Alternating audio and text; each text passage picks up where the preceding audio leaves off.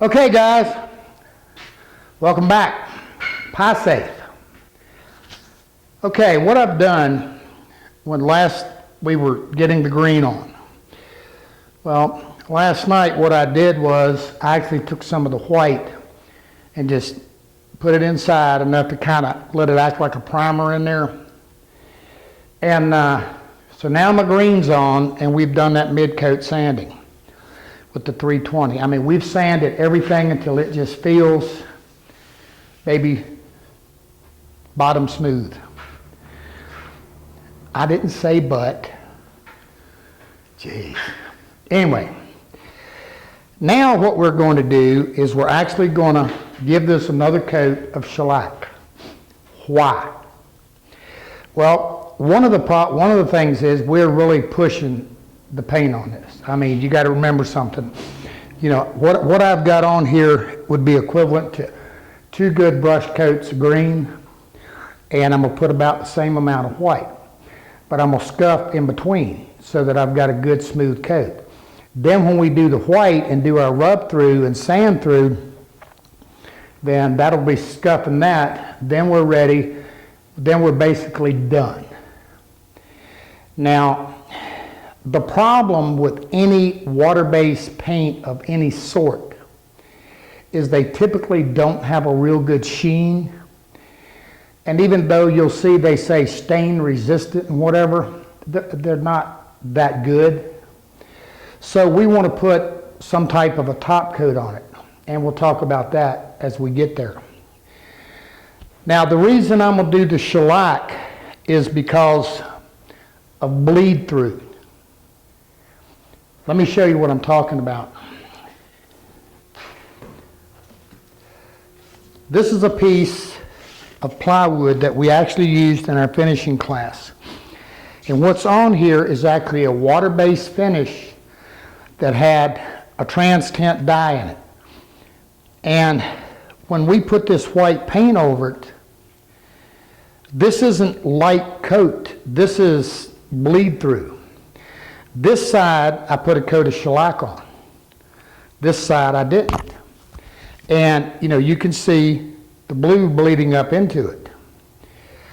Now the reason for that is there's a term that we talk about in our DVDs and in our finishing classes of like on like. And that's what you have. You've got a water-based dye that's water soluble, and you've got a water-based paint going over top of it. So when that water-based paint hits it, one's going to try to dissolve the other a little bit. If you look very carefully, let me get you a better angle here. I don't know how well you're going to be able to see this.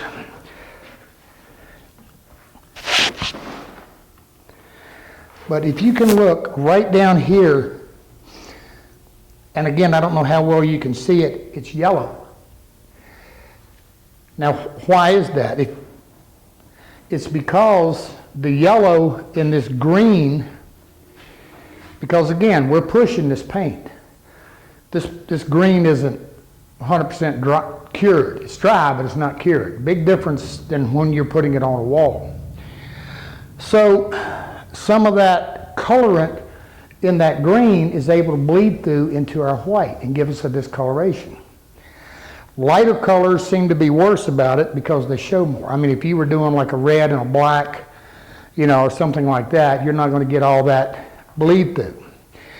So by giving this a coat of shellac, what we're going to do is we're going to seal that green in and then put the white over.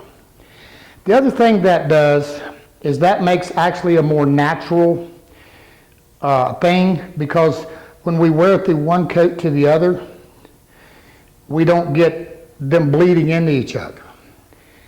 And let's think about that a minute. You know, I wrote a little blog about it, and somebody made a response that, gee, Charles, I didn't know it was going to take that many coats. Well, you got to think about what we're doing here. You know, we got a dye, we got the green, and we got the white. Well, you know, now I know you wouldn't necessarily have to paint everything like that, but I mean, you know, if you're going to want a base color in certain areas to show through, you got to put the color on there. So, you know, and that's how the thing would have evolved. You know, somebody, it would have been browned and somebody would have painted it green, and later somebody would have painted it white, and then it got worn and whatever. So that's basically what you have to do in order to get the effect.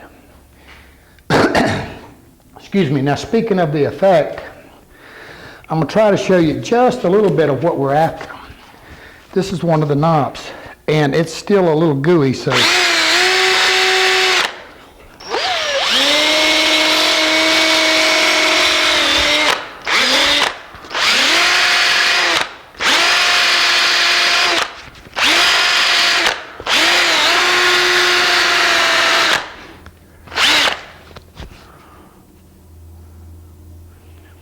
Is that what you want, camera girl? Is that it? I'm getting them little thumbs up, so I guess we got it. You know, and you're getting the brown, and you're getting the, but you notice something. This is kind of wanting to peel a little, and it's simply because the sandpaper on the knob's getting that paint hot. And trust me, it's hot back here. You see me sweating. So what we're going to do, this is a Friday, we're going to get the shellac on here in about an hour or so. I'm going to get the white on. Then we're just going to let this thing dry completely over the weekend. Everything dry real good. Then we'll work on doing our sand through. Again, we've put a lot of paint on here quickly, so we want to make sure everything cures. So I'm going to get the white on this, and I'll see you Monday. Ready? Mm-hmm. Okay, guys, we're back. There it is. Now what she did was simply took a sander, scuff pads, and just started wearing to whatever she wanted. This is what she wanted. She wants her green showing through, a little bit of brown, but she didn't want to beat it up and distress it, but you can't. That simple. But now, so here's what's happened. We put the white paint on. Then she came back and did her wear through. Just again, to whatever suits you. And you can see where we had the pegs proud, they're all showing. And that would have happened over time from rubbing it and whatever. Let me set the top up there real quick so you kind of get an idea.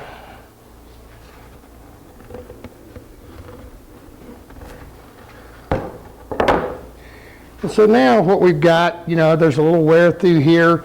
Didn't want to be obvious about the top lifting, but you've got this thing of, you know, where somebody's hand would have pushed it up over time. Now, well, then once all the wearing was done, we took some 320, did a mid-coat sanding, and I put a coat of finish on it. Now what I put on was a sprayed coat of water-based finish. Actually, it's General Finishes High Performance. That's kind of our go-to finish. Anyway, and we wanted to do that to seal in the paint. Any water-based paint is a little bit porous.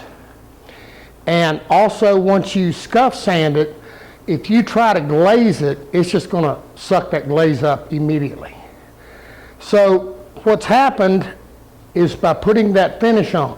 Now, a lot of you are going to say, well, I don't have the ability to put a water-based finish on. That's okay. I could have just as easily put a coat of oil on it, a good oil. Again, not boiled linseed oil, guys. Put a good oil on. Something like a Waterlox or General Finishes Armor Seal, something like that. A good oil that will dry. Put a thin coat on, let it dry, give it a light scuff, and that keeps the glaze from biting in so hard. Let me show you. Here's what she's got.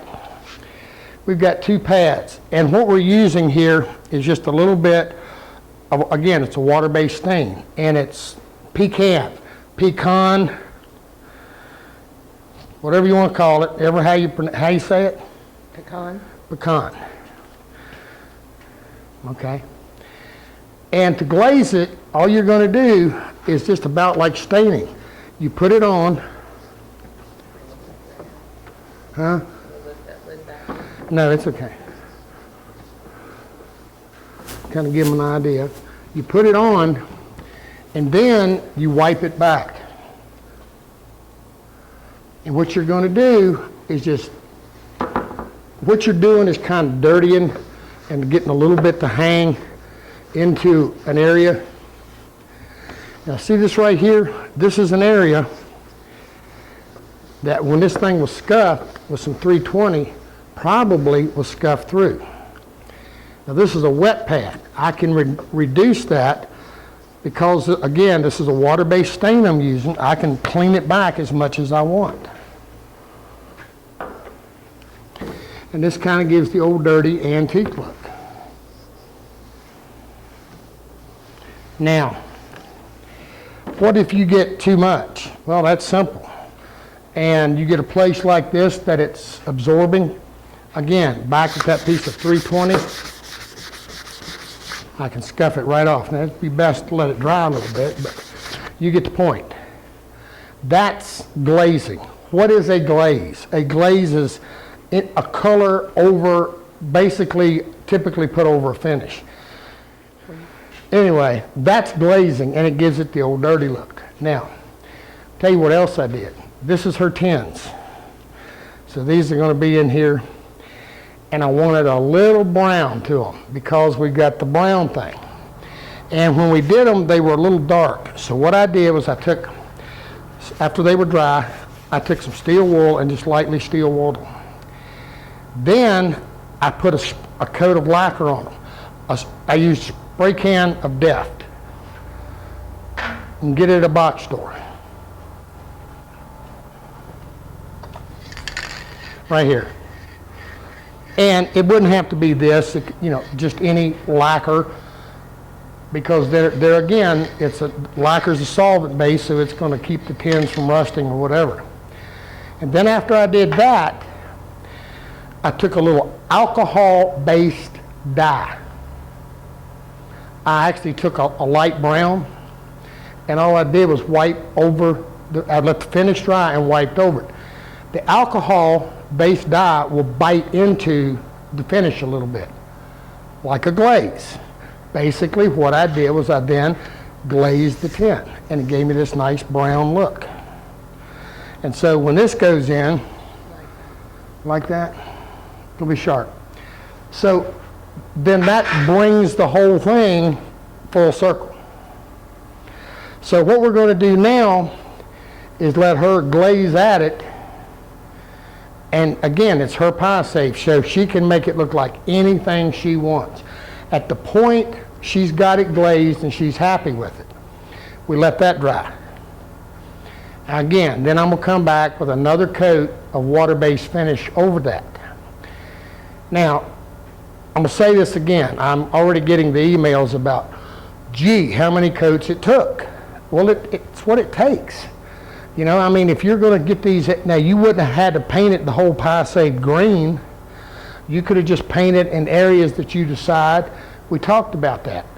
But, this, you know, the whole look here involves multiple layers of paint. So the only way you get it is put on multiple layers of paint. And then the glaze thing. Now the inside, we're going to leave the inside bright white, nice and clean. And it's also finished, so it will stay, you know, it's washable, cleanable. And again, you could put, with an oil-based paint, with a water-based paint, let it dry really well. Preferably 2 or 3 weeks. And you could put a coat of oil on it. You want to seal that paint, because one of the things that happens, particularly in something like this, anything metal contacting a white paint, it's going to leave a metallic looking mark, because water-based finishes just don't have that surface seal. You know, they do fine on house paints and whatever, but again, they're not something that is going to take a lot of wearing and abuse. And even though you can wash them, if they're sealed, they're a whole lot easier to keep clean. So that being the case, you know, when we get done with this, you're going to make some pies. What was the one guy, what were you laughing at? You don't bake? I bake, but I wasn't planning to use it for pie. Oh, I wasn't talking about to put in there. No. I was talking about for me. Paint it. I mean, I could use, hey, how y'all like my shirt? Turn into a chunky man. Huh? So you'll turn into a chunky man. I'm already a chunky man. I'm old enough, I quit worrying about that a long time ago. How y'all like my shirt? I told you about my shirt. Huh? I can't zoom on it, so. Yeah, you can't. Well, you can walk up there at the camera and zoom on it.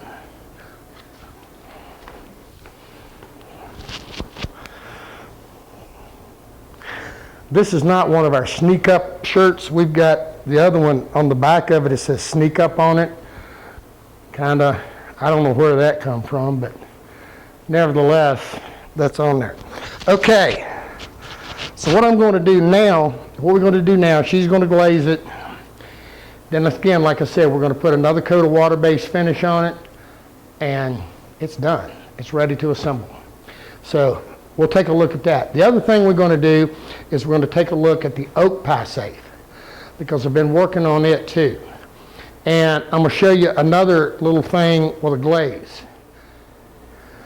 Well, there it is.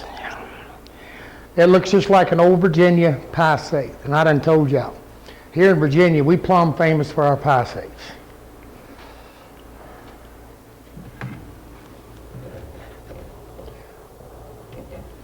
I still got to put the battens back under the top. I'll do that in a little bit.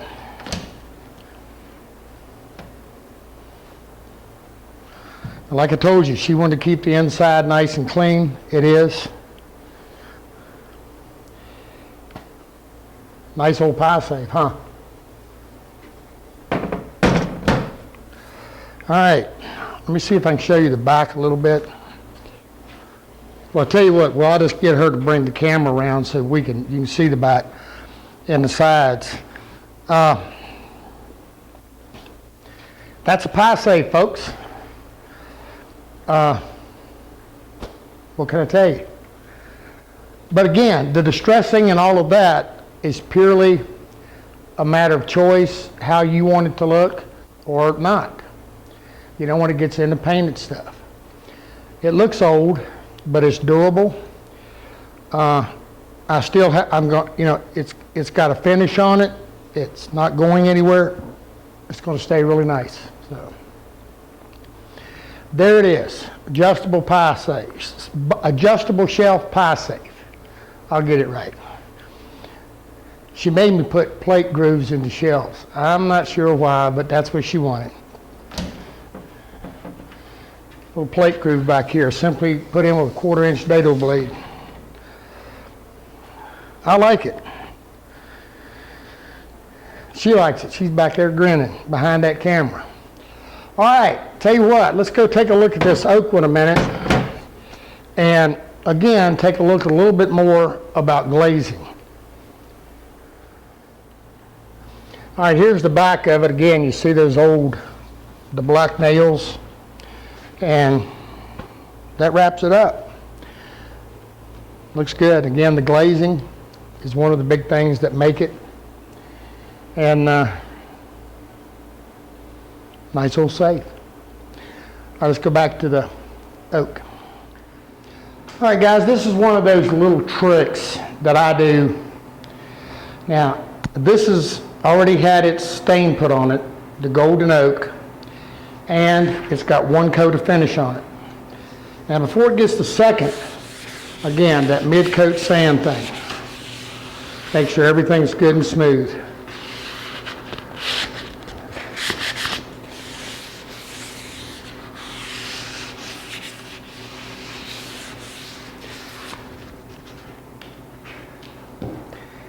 Then what we're going to do, we're actually going to use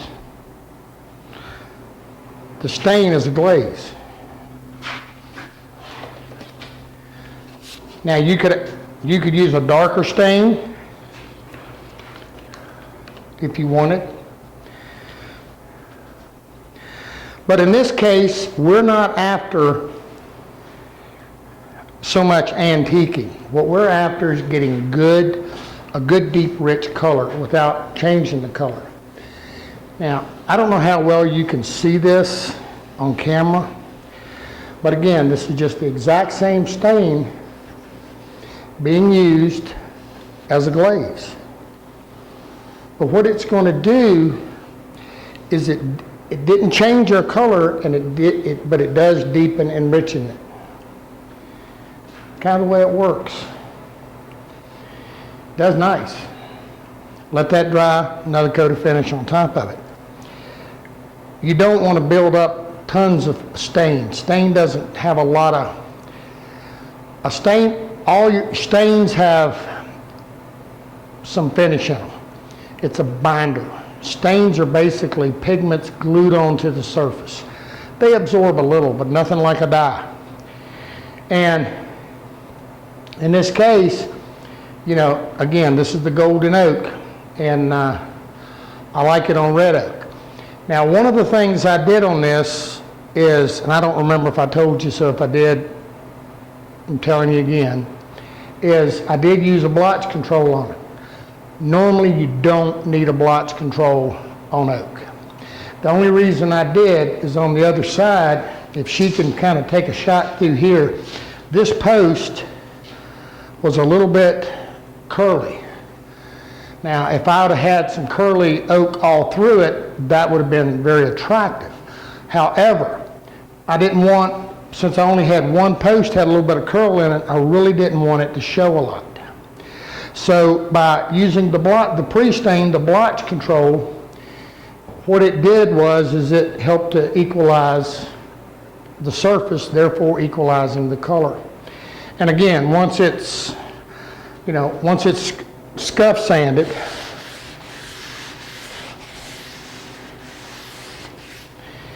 and again using that stain,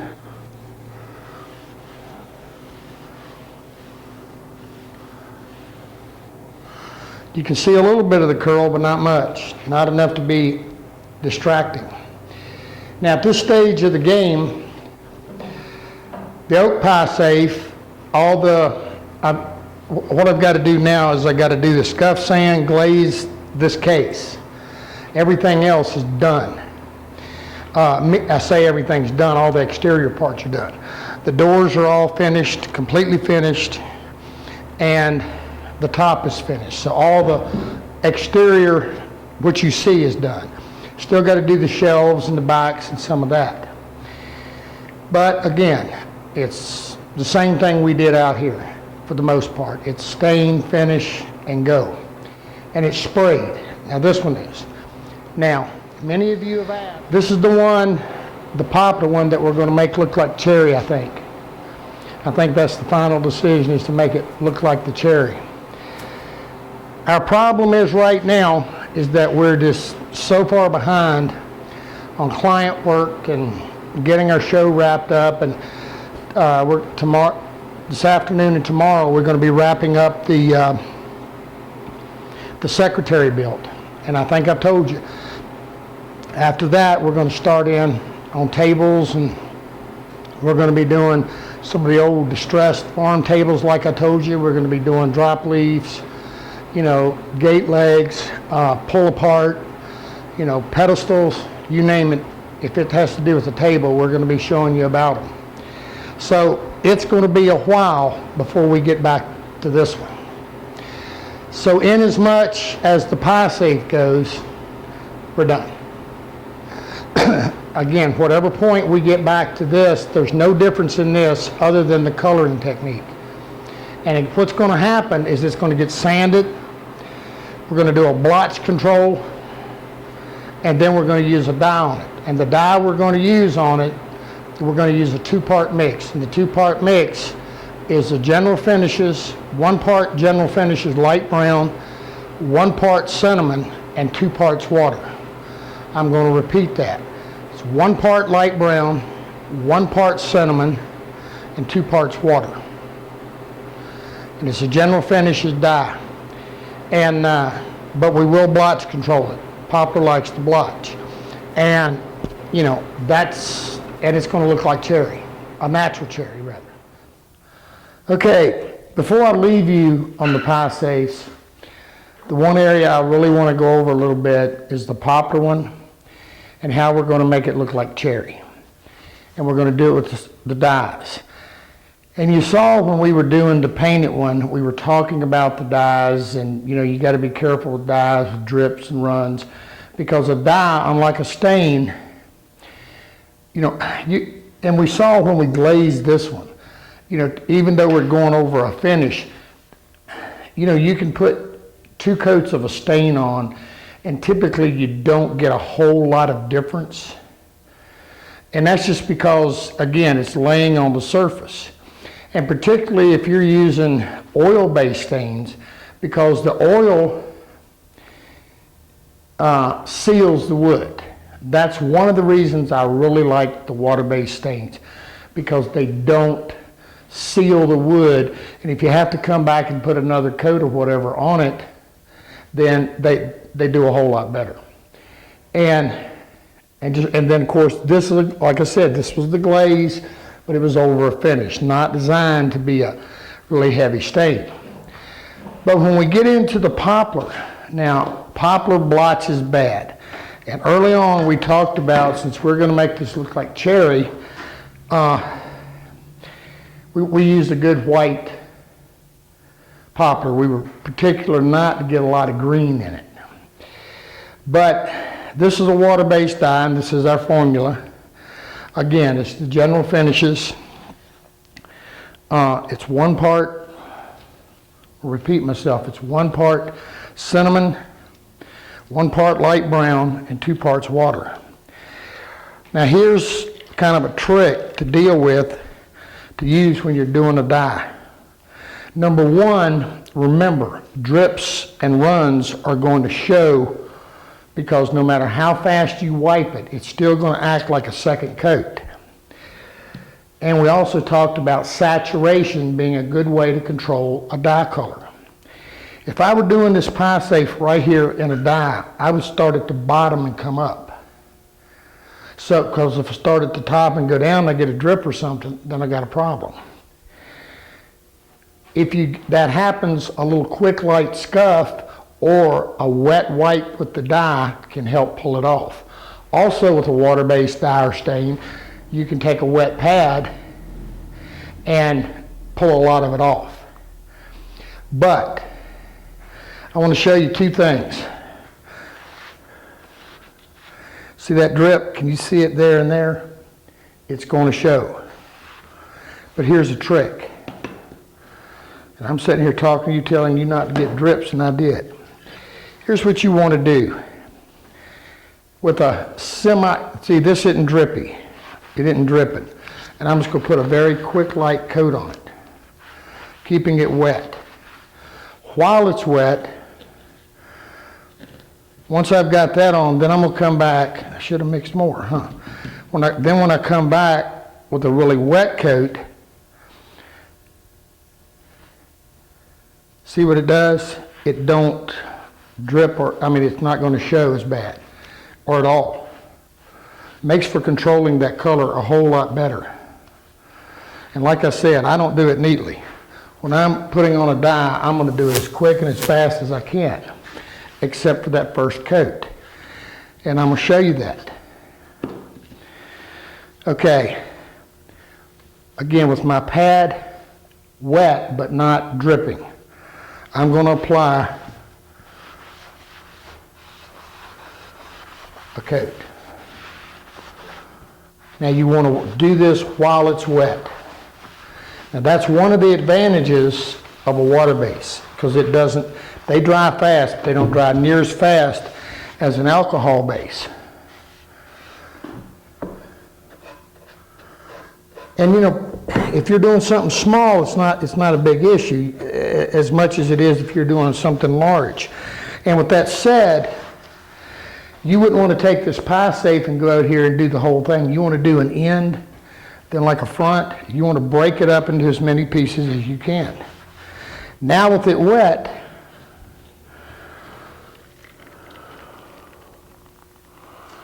I'm going to come back and put my wet coat on. But I want to do that while that dye remains wet.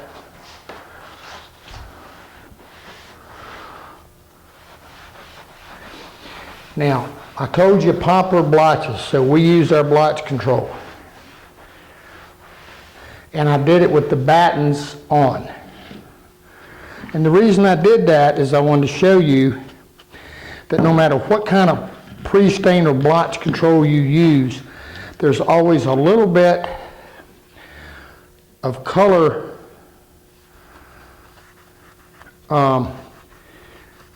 what's the word I want here? It doesn't take the colors well, whatever that is. And that's because you basically have a sealed surface. Now, I wanted to show you something else while this is setting up a minute. This is a piece of the cherry. This is actually cherry that's going to be the sticks that hold the tins in. And using this dye on it, this is where it looks like a natural cherry. And I also told you, I think, and if not, let me repeat it. I know on poplar it's going to take 2 coats. Now, to get that second coat, you see how it's soaking in. To get that second coat, we want to let the first coat dry. That's telling you a lot about a dye. If the first coat dries and you put a second coat on, then you're getting a double dark. If you work it while it's wet, it's going to kind of stay. Now, here's the other thing. You notice the blotch control difference. You can definitely see where the battens were. Let me grab another pyramid here and set this up.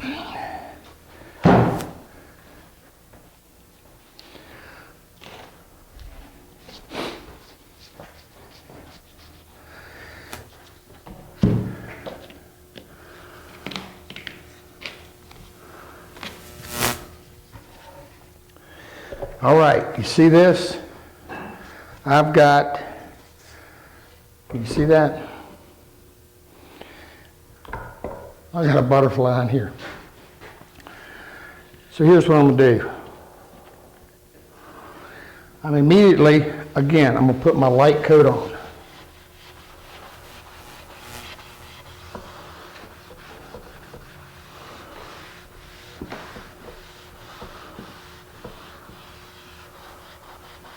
Now I'm going to go back with my full wet coat.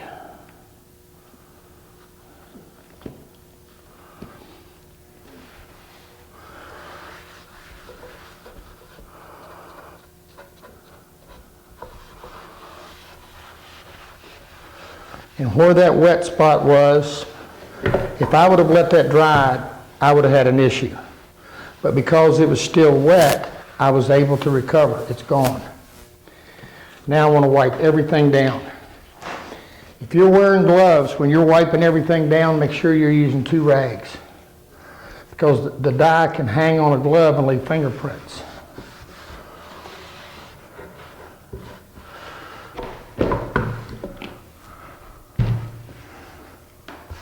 I'm making sure I don't have any run over.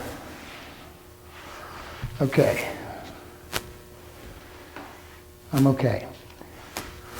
We're looking pretty good. All right, now, we're going to let this dry, because right now it's looking pretty, a little bit orangey. And then we're going to come back and hit it with a second coat and see the difference it makes, and look at the cherry and how it comes out to be like a cherry. Now again, if you want it redder, add some more cinnamon. If you want it browner, add some more of the light brown. That's simple. Okay, we're going to let this dry a little bit. We'll be right back. All right, we've let the dye dry, I don't know, about 45 minutes or so. It's dry to the touch. Now you're going to see definitely what the second coat of dye is doing. It's darkening it. And again, you can take this and, you know, do it to whatever suits you. But that's what we want right there. Now I'm going to do the exact same thing when I apply the second coat of dye, because again it's dry. So I've got to treat it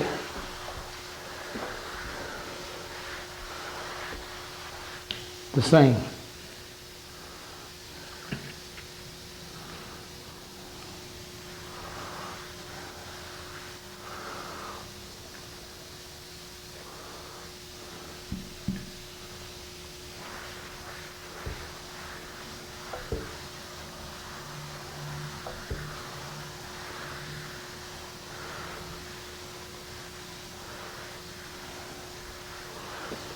And this is my natural cherry look.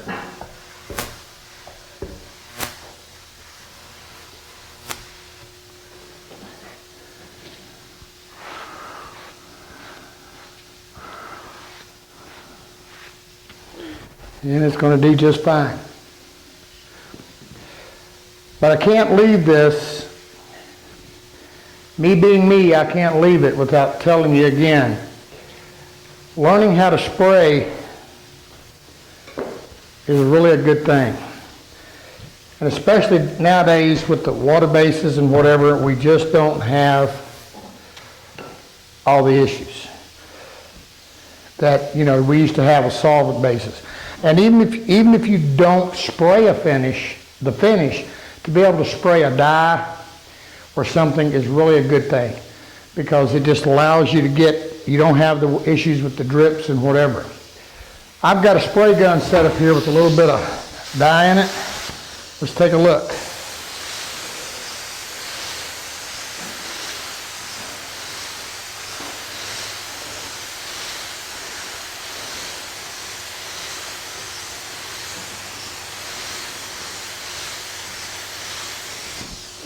And one of the nice things about a dye, about dyes and being able to spray, is that you don't have that mechanical pull. You know, when you're wiping something, and you can just get it in there and get whatever you want, and you're done, you got it. That's handling dyes. Now the last thing I'm going to show you in this series is going to be applying an oil finish. And we're going to go take a look at that and what the results you want. All right, the secretary, again, even though it's cherry, it's basically going to get the same thing as the popper Piesafe. Now, what we're going to do is we're actually going to, again, sand it to 180, blotch control, and the same exact dye formula. The only difference is in the Piesafe, because it's popper, we're probably going to have to go with 2 coats of dye, meaning put one on, let it dry good, then do it again. This is a little dusty in here, but this is the color we're going for. These aren't permanently attached yet, so let me see if I can get her out here. That's it. Now, the color, and we showed them in the show, we actually have a New England farm table out here that's solid cherry, been in a lot of light, and was allowed to age naturally. And so most people wouldn't put a dye on a cherry, but the difference is at my age, I ain't gonna wait for it to change. I want it to look aged when I'm done. So that's the reason I do it. And it works quite nice. But this color matches perfectly. And I'm gonna give it to you one more time. All of this is in our DVD. It's all about color, but it's 1 part light brown, 1 part cinnamon, 2 parts water, general finishes dyes. That's what you got. So, all right, everybody wants to know how to apply an oil finish. I've told you and told you, and I'm going to tell you again. The biggest secret is to use a good oil. What does that constitute? You want something that dries and forms a good film. But, you know, oils predominantly soak in. Now, in the case of the popper one that we're doing the cherry dye on, you got to think about something. I told you we had to blotch control it, or pre-stain. And even if you're using an oil-based stain or a dye, even so, you're not going to get a lot of absorption. It will absorb some. But you're predominantly going to get a film finish. Now, you know, like on the oak Piesafe, right now, of course, we sprayed it, but that would have been a perfect candidate to just put an oil finish on. Let me grab a piece of red oak real quickly. One of the easiest ways to put an oil finish on is simply what we call applied and white back. And that's pretty much the way everybody out there does it. Which means you're going to apply an oil, let it soak a little bit, and you wipe it back. A good oil, you can actually build a finish a little faster. And again, my favorite oil, and I'm not doing a commercial for them, I'm just telling you. I like Waterlox, and it's got a nice kind of orange amber hue to it. The Seal Cell, or the Armor Seal, has got,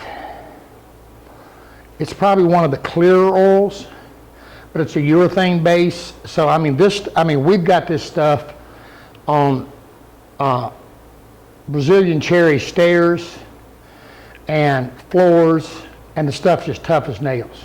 Bathrooms, it'll hold up. One of the ways to do it is simply put is just like when we were painting, is a foam brush, particularly on a flat surface. And just like that airplane taking off and landing, it's the same difference. And put it on. Now the problem you're going to encounter doing this is that you're going to pick up, depending on your environment, oils dry slow compared to a water base or a solvent base finish.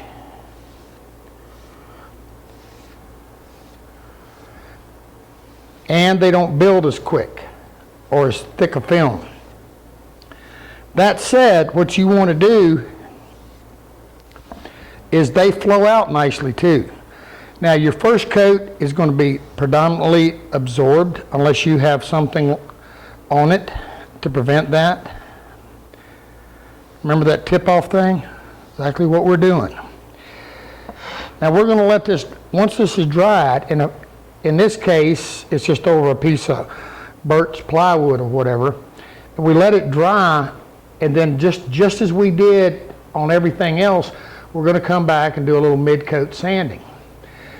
Because the oil is very thin, we probably want to stick with something like a 600.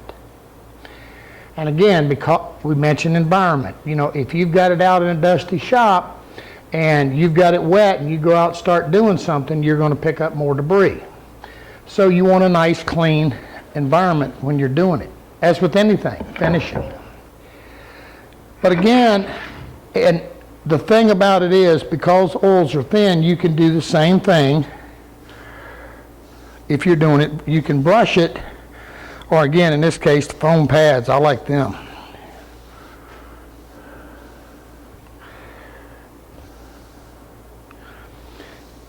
And you can brush vertical surfaces. Again, make sure you tip it off real well, and don't go out there and do it and then go in the house and call it a day. Particularly on a vertical surface. You want to make sure you stay there with it and watch it until it starts to set, because it can run on you if you get very heavy. Now, the question then the other question is, in this case, we've got a satin. And they're going to tell you on the side to stir it well. Anytime you have any finish that you have a semi-gloss, a satin, or a flat, you've got light diffusers in there. And every finish starts out as a gloss. And it's product added that diffuses the light to make it appear satin or semi-gloss. That being the case, that's why you got to stir it really, really well. If you bought a gloss, just like we talked about that shellac can, you shake it and there's no rattle because there's nothing in there to mix. If you have something other than gloss, you want to make sure you stir it well. But the other way that people do it is, it's again, apply it, let it soak, and then wipe it back. Doing this takes more coats.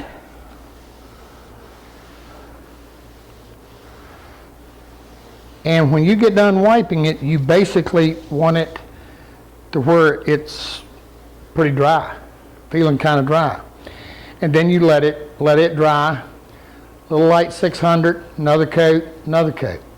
If you have a dye or stain under it, I would recommend you get 2 or 3 coats on it before you ever scuff it. because if you don't, your chances of cutting through are easy. And again, once you've got an oil on a surface, it's going to be hard to get it to take. Do oils work over water-based finishes? I mean, water-based dyes and stains, they work wonderfully over it. Monty West is sitting over here, looking grumpy as ever.